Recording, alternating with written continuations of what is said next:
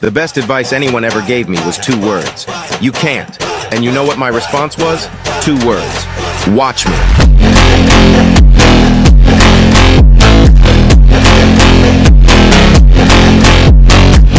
Welcome to the Team Crosson Podcast. Before we get started, I just wanted to shout out our sponsor, Murda Weight Athletic Wear. I actually have their backpack right here. It is awesome. I love it for the gym. It has ample space, and they have these really awesome patches that come with it. And they also have some great fitness apparel, as you could see, hopefully here. If you're watching us on our YouTube channel.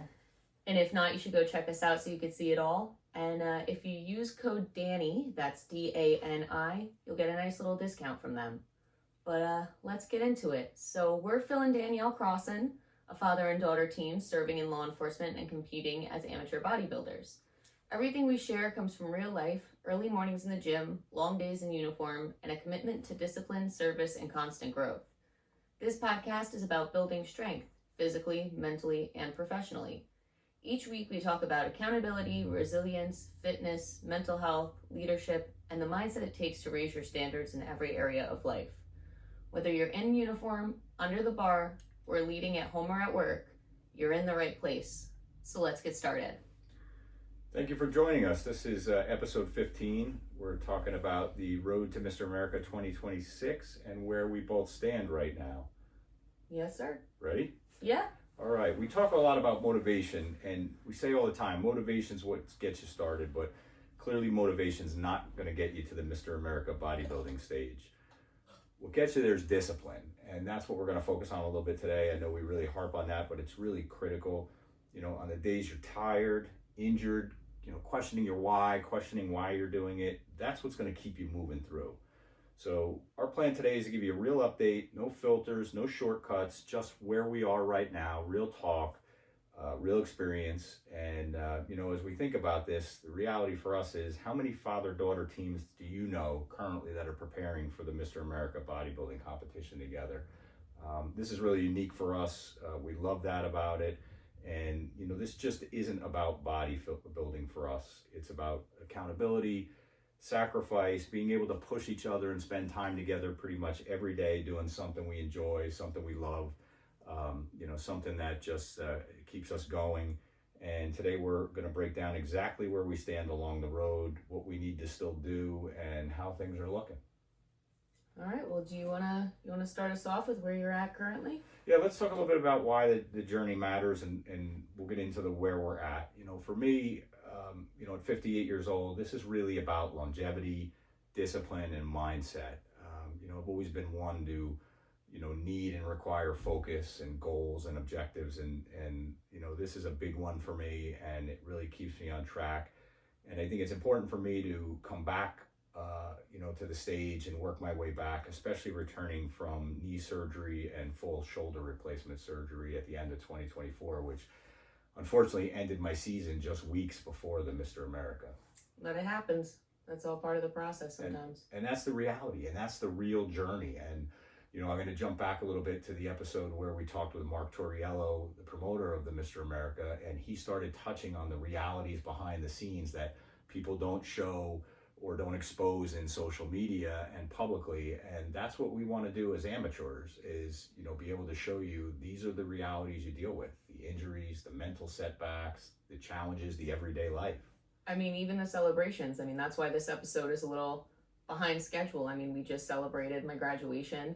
So that was, a little bit of time we took off from all of this stuff to... Congratulations again. Thank you. To enjoy those little moments. And sometimes that's what it's about. Slowing it down and still living life while on this journey. And how to overcome and deal with those little challenges and not let them set you back. It's easy to, using the graduation as an example, we went out as a family after to a celebratory dinner, and everyone knew that particular night we weren't going to be tracking our macros and weighing anything, but we were responsible.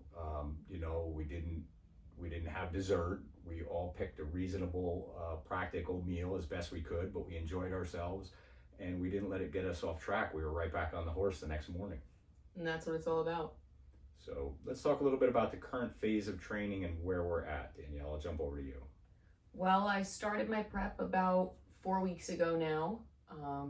from where I was at. I'm about 6 pounds down, which is Good for you. right on track for where we want to be. Awesome.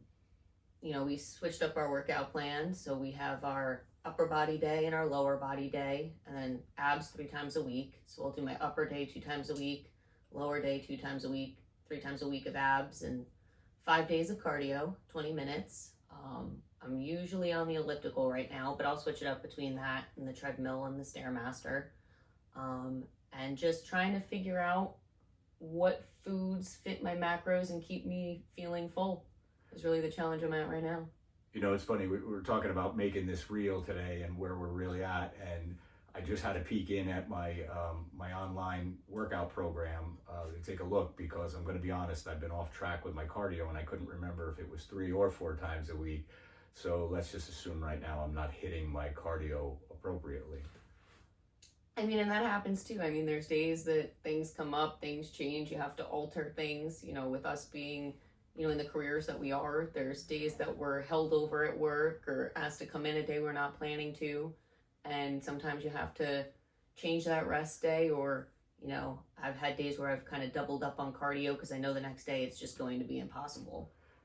And that's where the challenge has been for me the past few weeks, because there's been an increase in overnight shifts for me. So finding that extra time to jump on, even though it's only 20 minutes, has been a challenge, because I'm trying to make sure I'm getting the best amount of sleep I can with the shift work, you know, and getting through what I need to get through with enough energy, enough strength, enough rest, not to damage my body. So, you know, sometimes in my mind, I'm thinking I can catch up on cardio, but it's something I got to start paying a little closer attention to. So, you know, for me currently, you know, working with Rich, we identified some of it could be surgery related, that I was lagging in a few areas. One of them being in my, you know, my arm development. And again, having had that bicep repair with a total shoulder replacement has certainly caused me some challenges with the strength. We're almost back to where we should be, but I'm not starting my cut just yet. And I think we're for one competition, and we figured it out, we're about 16 weeks or so out. Yeah, somewhere about that. It's creeping up. The end of September, so, you know, I'd have to do the math exactly, but it is creeping up. So I will be going into, you know, that prep phase shortly once we finish this routine. But, you know, Rich took the time to assess where I'm at, to run me through all the poses and everything. And, you know, we're working on a plan to try to bring the arms up a little more over the next, you know, several weeks as we finish out this program, and then we'll start jumping into a cut.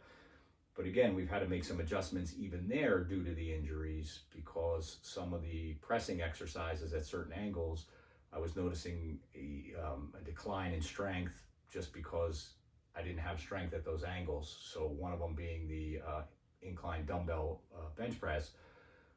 We just started playing with the angle of the bench to where we got to a comfortable spot where my weight could go up. I wasn't feeling any pain or impingement there. And again, it's a process, and that's the reality. So we're playing with a few more things just to get it right, get me through that comfort spot, and then we're going to start working forward into the prep. And that's, you know, the difference that people who are outside of the sport or new to the sport might not see or realize, is that though, yes, we're both going to a bodybuilding competition, we're on this journey, we're on this prep, it's completely different, you versus me. Oh, absolutely, yeah. It's even different among people within the same category. I mean, some people do a really long prep, some people do a short prep. It's really dependent on you, your body, your coach, your plan. And listening to your body. You know, it's interesting, we're talking about, you know, me having some challenges with certain exercises and some things causing pain. And when I was having the conversation with Rich the other day, just the first thing that came to my mind, and I blurted it out, he talked about changing some things around again. And I said, no, I want to force myself through it. I said, let me just work through it and see where it goes. And Rich is like, we're not going to work through pain. We're going to make adjustments to make sure you're not in pain. And there's a reason, because if you're feeling pain, something isn't right. And coincidentally, I just happened to be in the gym, it was yesterday or the day before, and I overheard these two guys next to me talking about working out, and one guy was talking about currently having some significant pain in his shoulder, and he immediately said to the other guy, but I'm not letting it stop me, I'm working through it, I'm just going to keep pushing through it. And that's when I realized, you know, or the value of having someone like Rich with his experience to make those minor adjustments. And probably that's all he needs is a minor adjustment, and he's risking hurting himself. So, that's the kind of stuff behind the scenes that we all deal with. Well, another kind of behind the scenes thing that nobody really thinks about is the mental game when it comes to, a prep and preparing for a competition. So why don't we talk a little bit about the mental side of things? Well, and that's perfect, especially you just graduating now with your degree in mental health. So why don't you start off a little bit with your thoughts on that? I mean, the first thing that comes to my mind is body dysmorphia. I think, right. While it might not be a diagnosis for everyone that's, within the bodybuilding community, we all have a aspect of it. Looking at ourselves in the mirror, not seeing the changes, not seeing what we think is our perfect look. And that impacts the mind, that for some people makes them overly want to be in the gym, doing multiple workouts a day. To some people, it makes them sit home, get frustrated. It's kind of a mental challenge to overcome. Well, no doubt about it. And you start doubting yourself, you're hitting those plateaus. You start wondering if you're improving, and when you get stuck for a while, you feel like you're not improving, but what you may not realize is that you are making improvements. You just may not be seeing an increase in the weights or whatever, but your development may still be there. It's funny with mental health. I just joked the other day, I was talking to Rich, and he was so patient, and he listened to me probably for 45 minutes straight without really interrupting. And I thanked him. I said, I really appreciate it. I think I just needed to unload. But he said, that's part of the mental part sometimes. Sometimes you just need to talk it through. You just need to be heard.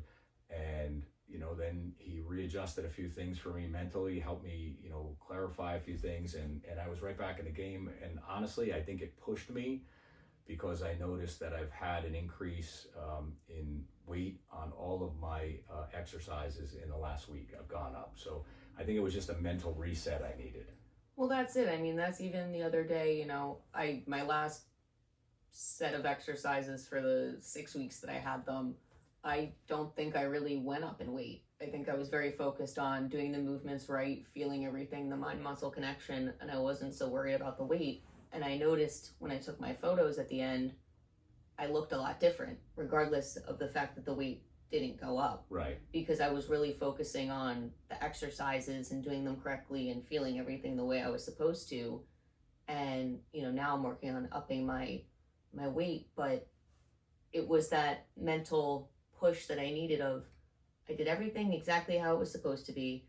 Yes, I left the weight the same, but I'm still making progress. Right. I didn't see it for those 6 weeks, but when I looked at the picture from 6 weeks before and then the picture after, I saw the development. I saw a little bit of, more muscularity because things are now being chiseled down as I'm cutting. And that's sometimes all you need. The pictures are helpful for the mental game.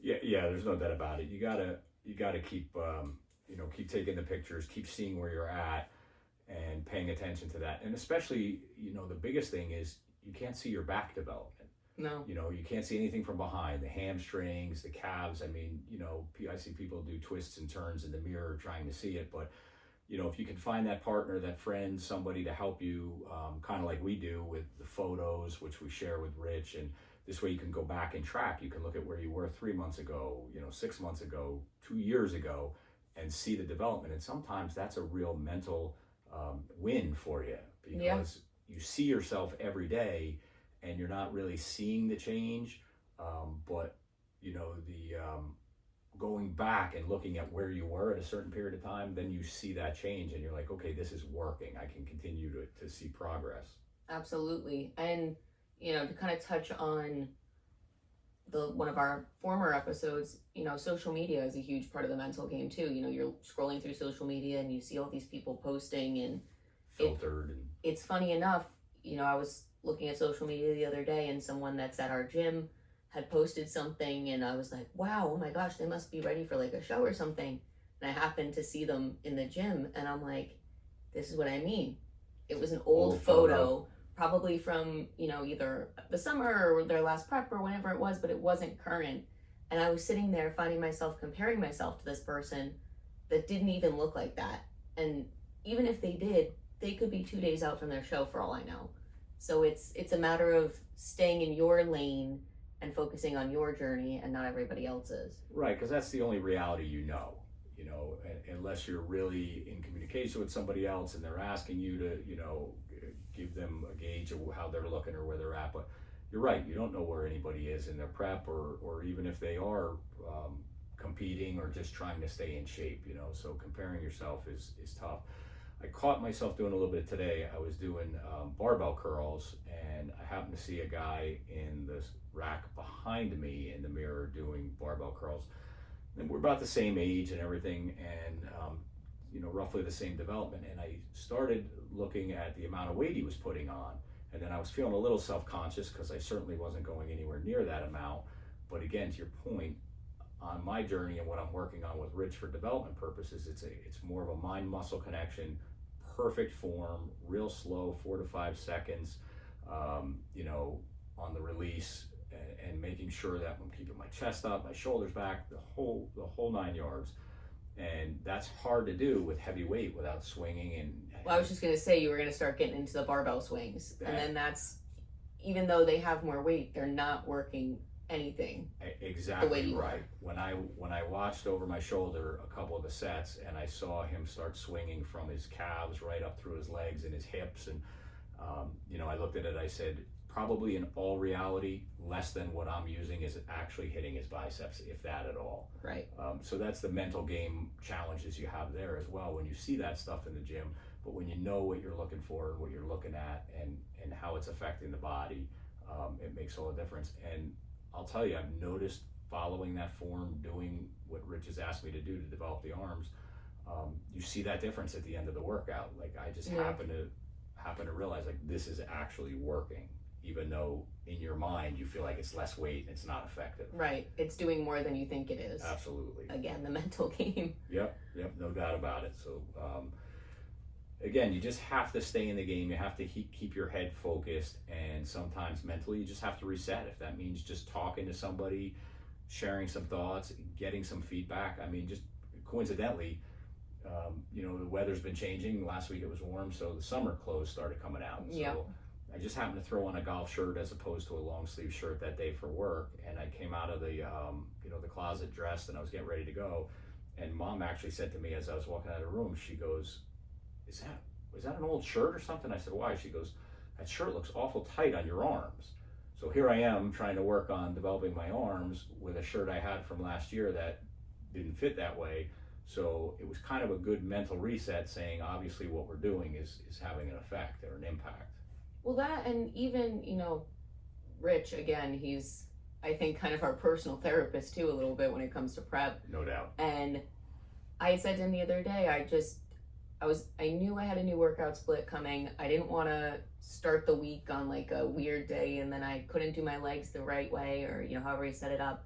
So I told him I just went into the gym and tried every machine that I've never used, just to have fun with it and see what it did and what it worked and try it out.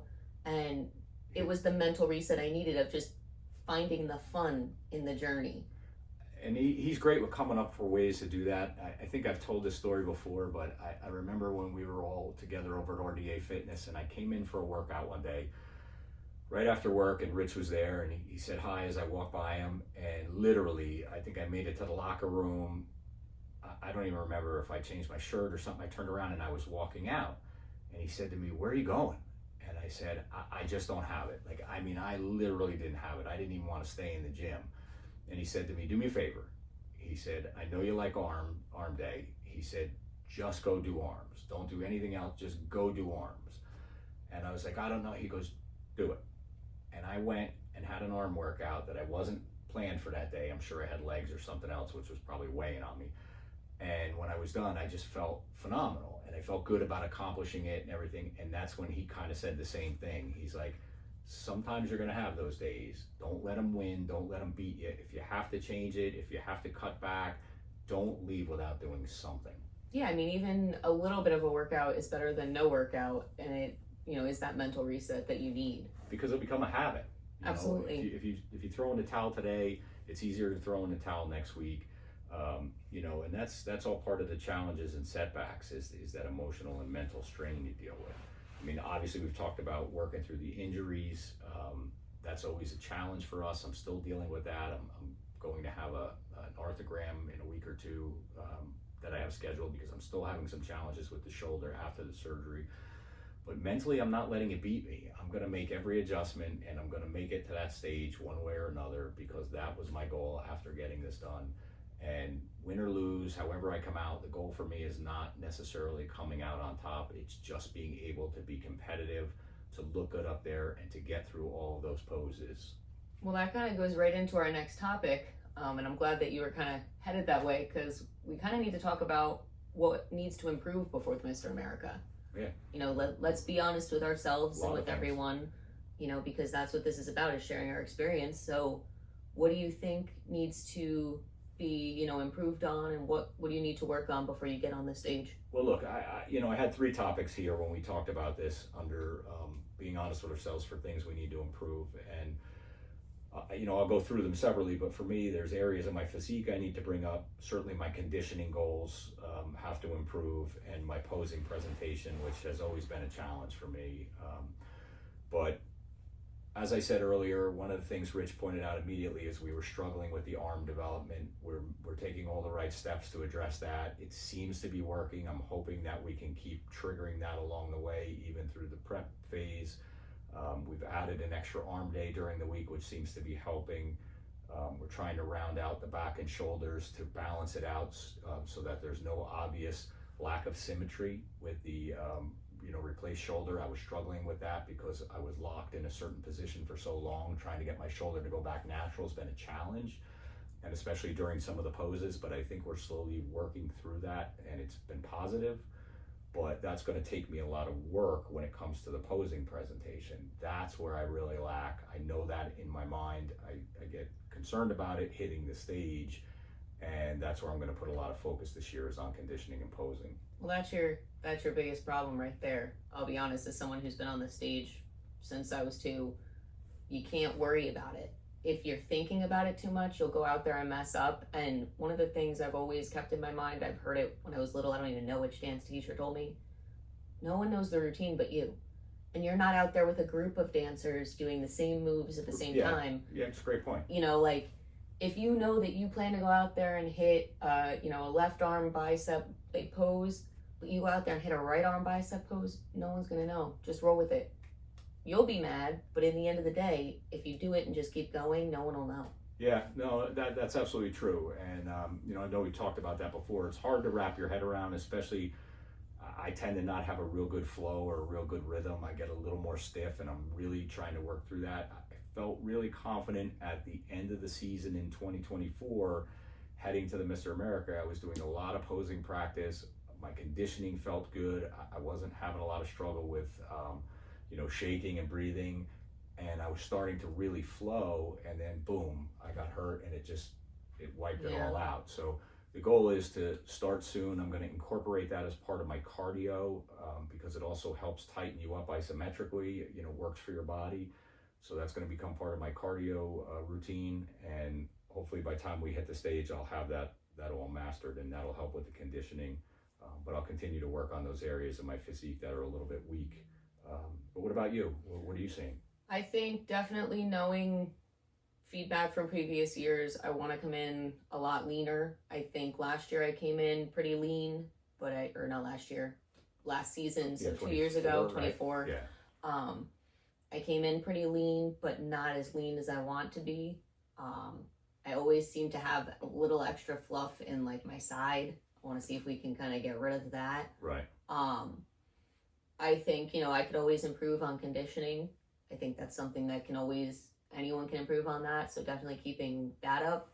And then posing, I think my goal this year with my posing and presentation, I think I have a natural flow when it comes to the posing. You do. Yeah, absolutely. I think that's one of my stronger spots. I think I can get on the stage and make it look like I'm having the greatest time of my life up there. Even if I'm struggling with something mentally, I can put that out of my head and just have fun.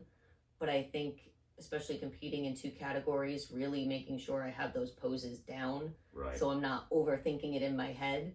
And having more fun with my posing, being more adventurous with what I do on stage. Instead of just hitting those mandatory poses, having some fun and a little more flow, I think, is my goal this year. And I think that was one of the challenges I was having with it. I was so focused on, I've had a lot of people put a lot of things in my ear when it comes to posing, and I know we've been very fortunate. We work with Jenna a lot, and she's just awesome with that, and she was helping me get a lot looser and a lot more comfortable, and that's what I want to try to do. I want to try to just get up there and relax and enjoy it and not focus on it and be nervous. I want to just make it flow. And I think that was one of your best performances that I had seen, was your ANBF performance when we actually had a chance to do our own routines. Individual routines. Because you were so excited about bringing this Batman character to life. And when you're somebody else on stage, it truly, like, when you have a character to resemble or someone to be, it makes it so much different.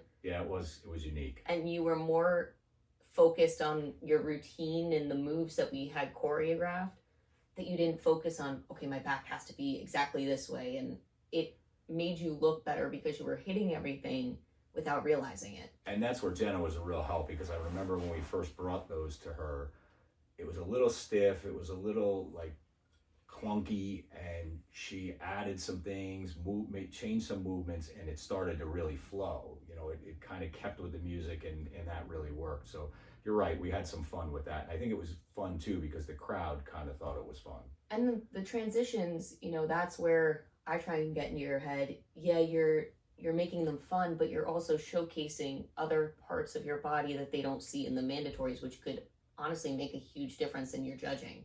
And that's the trouble I was struggling with, was the mandatories also, because it got in my head that I had to stay like perfectly still, and then I started watching a lot of the pros, and there was a lot more movement, it was a lot more fluid. I think early on as an amateur, I was kind of afraid if I moved out of the position too quickly or didn't hold it just right, that it would be held against me. But I see how these guys now reset, they to move catch a little your eye. bit. Yeah, and a lot of times too, it's to cover up something that they might feel like they're exposing, like a weakness. So they move a little bit to move things around.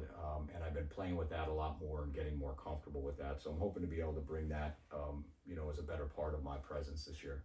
We'll have to definitely check in after our shows and see what our thoughts are post-show, and see if we accomplished everything we wanted to with improvements. Yeah, let's talk for a minute, just touch on the things that are keeping us going right now, because we're getting to that part where, you've been training a while, this goal's been on our mind, there are days where it's challenging, as we've said. For me, I think having a partnership dynamic, working together on it keeps me going. I know that we schedule to be at the gym at the same time in the morning, but our jobs pull us away from each other sometimes. But I think knowing that we're counting on each other a lot is what keeps it going for me, and having that accountability between us. Yeah, definitely. I mean, because between us being as competitive as we are with each other, if one of us doesn't show up, you're getting the text, where were you? Why weren't you there? No doubt. What happened? And that's going to be the hard part coming up with scheduling and working. We might not be catching each other. I might have to start switching to nighttime, or, it'll be a kind of hit or miss thing. But, we still have the accountability of reaching out to each other and asking if we went to the gym and, what we did. We always are in contact about that. I think for me too, what also keeps me going is now having Steven, he's very active. So it's like that little competitiveness in my brain too, when he gets up around the same time for the gym and I'm not wanting to go. And then I feel almost like a FOMO. I'm like, well, you're going to be there and I'm not. Like it kind of pushes me to get up and be like, all right, well, if you're going, I'm going. But I mean, we have those mornings too where I roll over and I say, are you going? He goes, I don't know. And I'm like, I just have to get out of bed. Once I'm out of bed, I'm ready to go. But that's the hard part. So now having the pup get up, if, I move my foot the wrong way, she jumps up and I'm like, well, now I have to get up. I had an issue last week. I don't know how it happened. My clock was set. When I woke up, it was still set. It hadn't been shut off, but I didn't hear the alarm. Your mother didn't hear the alarm. The alarm never went off, and I missed the gym that morning, and it threw off my whole day. I knew you were counting on me being there. I wasn't able to text for whatever, that I wasn't going because I overslept. Those are the challenges we face. But that's the accountability of knowing that, you know, you have a partner you might be letting down or something that helps. And it's accountability to yourself too. I mean, there's many days that I get up and I have that moment at 3:45 in the morning of, ugh, do I want to go? I could sleep for a little bit longer. And then I think about it. I think we all have that every day. Yeah. I think about it sometimes. I'm like, well, if I don't go, then I'm not going to see that development in my shoulder, because if I don't go today, it's going to be even harder to go tomorrow and even harder the next day. And I don't want to get in the habit of not going. And that's the discipline, you know, that your mother and I were just having a conversation about this yesterday, about the importance of discipline over motivation in every aspect of life. You know, motivation wears off. You know, you feel motivated on Monday, you don't feel motivated on Wednesday. But if you're disciplined to do the same thing repetitively, you're just it's programming, really. It's programming your mind. Absolutely. But, you know, one of the things, you know, I just wanted to bring up is the opportunity to share that one of the things I admire most about you during this process has been your ability to stay with it in light of all that you've had going on, you know, between the job, you know, the career, the call outs, the on-call schedule rotations, finishing up your master's degree. You know, that was just a lot on your plate. Working on the podcast, I know, is a lot of work. I don't think people realize behind the scenes what goes into it. And again, we apologize for some of the weeks we've missed due to either technical difficulties or personal issues. But there's a lot that goes into it. And I just admire that you've been able to stick with it all and stay focused on your goal. I think that's the nicest thing you've ever said to me. And Well, I am about that. so grateful that it is recorded, because the next time you say something a little bit different, I might have to play this one back. No, but I mean, that's the same thing with you. I mean, you've gone through injuries, you've gone through owning a gym, working multiple jobs, and you still find time to do it, and you still find time afterwards to grab a coffee sometimes, or grab breakfast, or hang out, or come over and help me with something at the house. So, you know, you're always doing something. You're never sitting still, and that's something that I've always admired. And now I think it drives Steven crazy that I'm the same way, but, you know, we both have that never sit still mentality. That's it. And I think that's why the sport and the job and everything fits us so well, because we just need that challenge. We just need that focus, and we just need to keep going, and really looking forward to hitting the stage this year together. I think it's going to be a great comeback year for both of us. But, you know, that's part of the goal. It's just to show, for me, is if we can get one person to understand what's possible, and that if we can do it, they can too. You know, for many years, I didn't think I could do this. I didn't really know the proper way to attack it. And, you know, making that connection with Rich and realizing I can do it, and age didn't matter. You know, I started this after 50. And, you know, we've been doing it now. What is this, like our 6th year? Almost, yeah. 7th year. Yeah. So, you know, anybody can do it. And, you know, if you know someone out there that, you know, you think could benefit from just hearing our story as amateurs and what they may be able to accomplish, we encourage you to share our podcast and our social media information with them. You know, ask them to follow and subscribe, and hopefully they can engage with us and share their journeys, and, you know, we can help people mentally and physically move along where they want to be. And we're happy to share our resources with you. If you're someone that wants to get started, doesn't know how, is looking for some people that can help them, we could share contact information of people that have helped us. Absolutely. And hopefully they can help you too. We've come in contact with some great people that have pushed us in the right direction and connected us with the right people. You know, Rich Fitter Tactical Strength, Jenna Badolio, who's been great as a posing coach. You know, Mark Torriello, promoter of Mr. America. You know, Kent Beerley with the ANBF. You know, Alex Cameron has been great. You know, he's very highly associated with the ANBF himself. So we've had the fortune of meeting a lot of great people. And Lauren for tanning, I can't talk enough about Lauren and how great her tans are. Yeah, she's been phenomenal too. So just a couple quick things I just want to throw at you real quick and hear your response, and then I'll let you walk us through our closeout. But what would you say your favorite exercise is right now?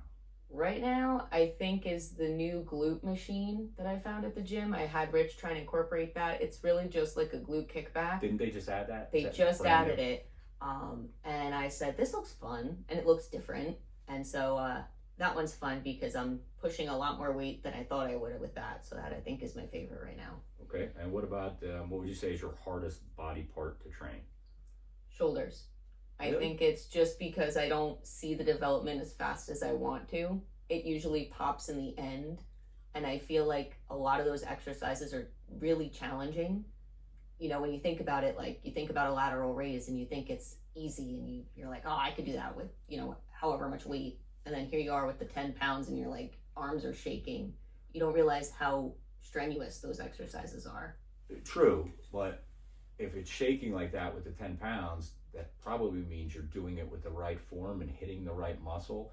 So that's where the development is. It's not about how much weight you can swing. And it's funny you mentioned those because I actually saw a guy doing those in the gym a couple days ago.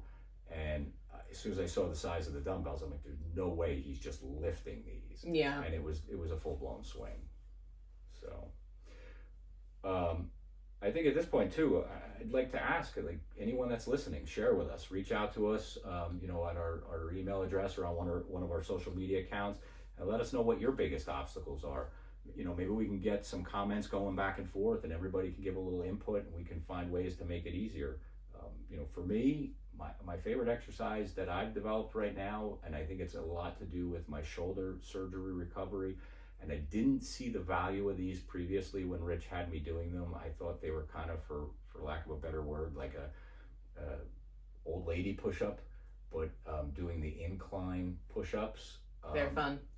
You know, doing them right, doing them very focused and slow, I'm finding they're helping a lot with my development, triceps, chest, shoulders, and it's really created some stability in my shoulder has the replacement.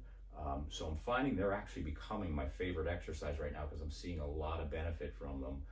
And then for me, it's been the same body part forever.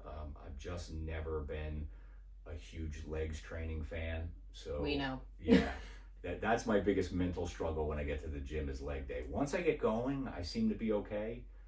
But I'll tell you, one of my favorite all-time leg exercises that Rich incorporates a lot, and I think he does it because he knows I like them, is the cable Briganoli squats. I absolutely love those. Those are good. Very challenging, a lot of burn, very effective, and you know, you're not dealing with the full squat with the weight and pressure on your shoulders, especially when you've had a shoulder replacement. Absolutely. So I'll turn it over to you to take us out. Well, I'm going to close it out a little differently. For those of you who follow me or our team page on social media, you might have seen that we're doing kind of a push-up challenge every week. Oh, that's right. Yep. It's not to see how many you can do. It's just to motivate you to learn something that for me was very difficult. I couldn't do one push-up in the beginning of my journey. And we're challenging everybody to do 10 any way you can, whether it's on your knees, you know, assisted, any way you could do them. So do 10 push-ups this week. Tag us at Team Crosson Podcast. You can find us on any socials and share with us. I'd love to see that we're motivating others to try something fun. And if you're feeling adventurous, do some sort of fun push-up. We'd love to see anything that you guys can come up with. And on top of that, again, send any questions, thoughts, ideas, good or bad. You like listening to us, you don't like the material, you have some ideas that you'd like to hear about from us, at teamcrosson@gmail.com. We'll definitely get back to you. We'll certainly be able to discuss on air anything that would be a benefit to you. So don't hesitate to reach out and ask questions. And if we don't know the exact answers, we definitely will get them. Absolutely. So, and as we always say, and remember, if we can do it, why not you? Why not you? Thanks again. Go murder that weight this week. Go get it.